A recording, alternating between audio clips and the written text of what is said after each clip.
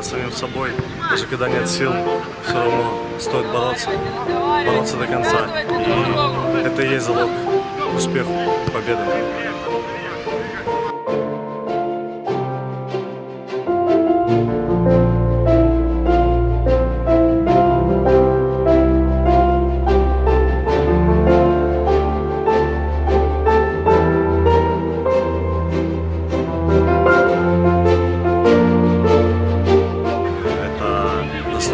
Всех, кто приходит на стадион, всех руководителей клуба, всех футболистов.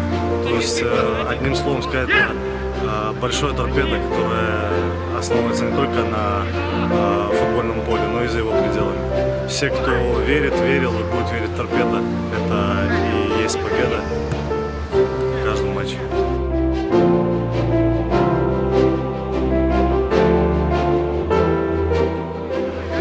Матч, который нельзя пропустить. 20 мая, стадион Торпедо, 18:00. Все за Торпедо.